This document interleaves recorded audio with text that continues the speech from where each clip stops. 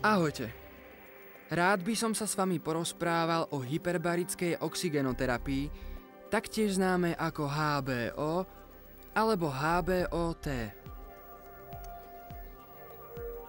Terapii, o ktorej ste možno nepočuli, ale ktorá môže vyliečiť a priniesť úľavu pre mnohých z vás. Takže prosím, posaďte sa, venujte mi kúsok vášho času a ja vám poviem, čo to je a ako môže pomôcť vám alebo vašim príbuzným. Keď som osobne prvýkrát počul pojem HBOT, tak som si pomyslel, že som narazil na nejakú pokročilú vesmírnu technológiu. Ale ako som zistil neskôr, história HBOT siaha až do 16. storočia. Ale nechajme históriu históriou a pozrime sa na jeden takmer nepostrehnuteľný fakt. A to aj keď ho máme priamo pod nosom. Myslím, že každý z nás ako dieťa počul vetu: musíš jesť, aby si bol veľký, silný, požiarník, krásny. Nechcem sa hádať s našimi maminami a babkami, ale povedali nám len polovicu príbehu. Totiž len 5% energie uloženej v jedle by bolo spracovaných našim telom bez ešte jednej ďalšej ingrediencie. Viete, ktorá ingrediencia? Neviete na to prísť? Dobre, tak vám trochu pomôžem. Je neviditeľný. Bez zápachu. Skrýva sa za symbolom O2. Áno, už to máte. Kyslík. Prehliadaný, považovaný za samozrejmosť, avšak neoceniteľný pre náš život. Kyslík nie je len palivom pre naše telo. Dokáže omnoho viac. A tu sa vraciame späť ku hyperbarickej oxygenoterapii. Samotná terapia nás zavedie do zariadenia nazývaného hyperbarická komora. Možno ste ho už videli v televízii v spojitosti s nehodami pri potápaní. Vo vnútri hyperbarickej komory dýchame čistý 100% kyslík, na rozdiel od asi len 21%, ktorý sa nachádza v zemskej atmosfére. A veľmi dôležité, v komore je oveľa vyšší tlak v porovnaní s normálnym atmosférickým. Tlak sa môže líšiť v závislosti od liečebnej diagnózy, ale môže byť až do 3 atmosfér. To je, ako by sme boli 20,1 metra pod hladinou mora.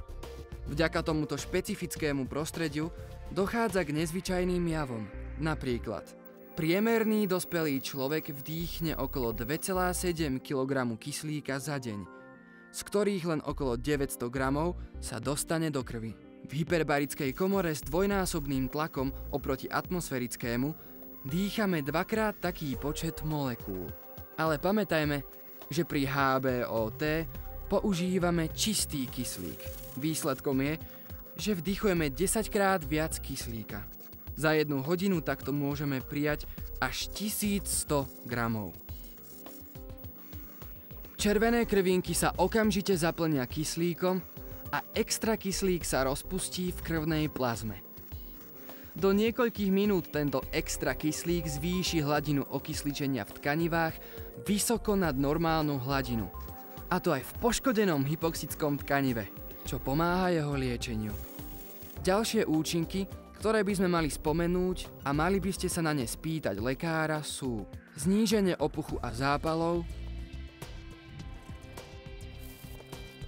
podpora rastu nových krvných ciev, zvýšenie schopnosti tela brániť sa proti infekciám, pomoc telu pri vylučovaní toxínov a odpadových produktov metabolizmu, akcelerácia rýchlosti hojenia. Môžeme povedať, že kombinácia vysokej koncentrácie kyslíka a vysokého tlaku transformuje kyslík na efektívne liečivo. Správne použitie tohto lieku v kombinácii s bežnou liečbou a terapiami môže priniesť viditeľné výsledky už po 12 až 40 sedeniach v závislosti na diagnóze.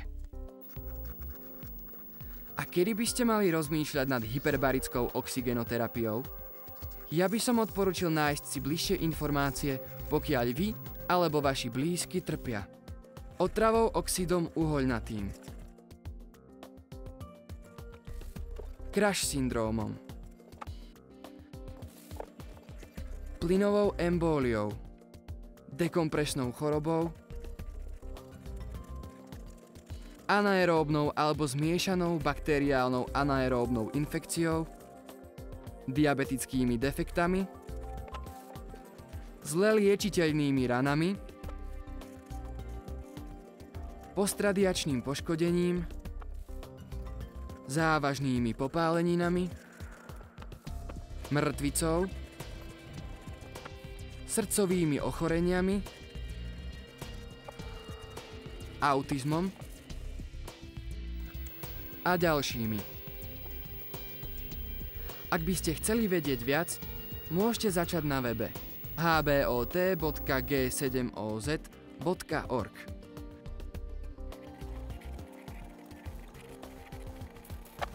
Buďte zdraví a buďte šťastní.